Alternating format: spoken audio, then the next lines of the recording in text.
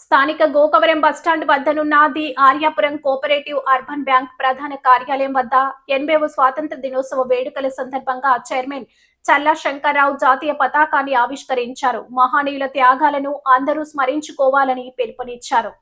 దీనికి ముందు ఆర్యాపురం బ్యాంకు వ్యవస్థాపకులు సరిపెళ్ల విశ్వేశ్వరరావు విగ్రహానికి జాతిపిత మహాత్మాగాంధీ చిత్రపటానికి ఆయన పూలమాలలు వేసి నివాళులర్పించారు.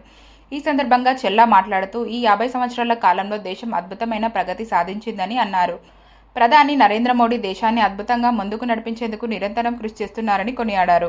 రాష్ట్రంలో స్వర్ణాంధ్ర 2047 సాధన దిశగా సీఎం చంద్రబాబు అద్భుతమైన సంస్కరణలు చేపడుతున్నారని ప్రశంసించారు.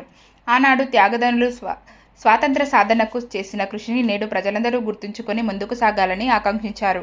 ఆర్యాపురం కోఆపరేటివ్ అర్బన్ బ్యాంకును తరగతిలో ముందుకు నడిపించడానికి అహర్నిశలు శ్రమిస్తున్నామని, దీనికి ఖాతాదారులందరూ సహకరిస్తున్నారని కృతజ్ఞతలు తెలిపారు. బ్యాంకు పాలకవర్గ డైరెక్టర్లు Pilli Shyamkumar, Padala Srinivas, Neelapala Surya Satyanarayana, Mugidi Srinivasarao, bank assistant secretary Tade Srinivasarao, ఇతర అధికారులు, సిబ్బంది పాల్గొన్నారు. స్వాతంత్ర దినోత్సవం వచ్చి 80 సంవత్సరాలు అయింది.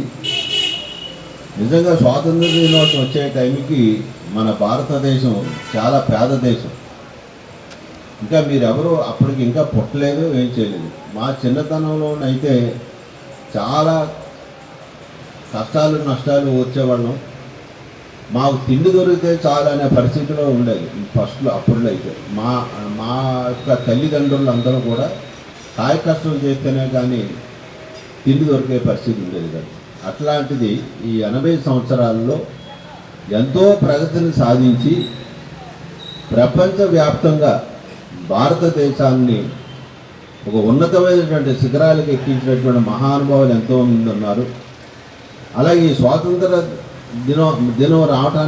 స్వాతంత్రం రావటానికి బ్రిటిష్ వాళ్ళ యొక్క పరిపాలన యొక్క ఎన్నో వాళ్ళు చేసినటువంటి చెప్పడానికి వెళ్ళిన అరాచకాలన్నింటినీ కూడా తట్టుకొని ప్రాణత్యాగానికి ఏవైతే అయిందని కారాగారంలో కానీ మిగతా విషయాలు లాఠీ దెబ్బలతో కానీ ప్రాణాలు కొట్టించి కొన్ని లక్షల మంది, కొన్ని వేల మంది కాదు, కొన్ని లక్షల మంది ప్రాణత్యాగం చేసినటువంటి మహానుభావులు అందరూ పైకి వెళ్ళిపోయారు.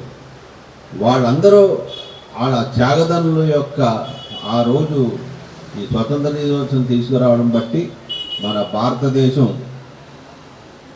చెప్పాలంటే భారతదేశంలో కులాలకి మతాలకి అన్నిటికీ అతీతంగా ఉన్నటువంటి హిందువులు అవని, ముస్లిమ్స్ అవని, క్రిస్టియన్స్ అవని, ఎవరైనా సరే ఏ మతం అయినా సరే అందరూ కలిపి ఒక స్నేహభావంగా ఉంటూ ఎక్కడా కూడా ఏ విధమైన అరమరికలు లేకుండా ఎంతో స్నేహభావంగా ఉంటున్న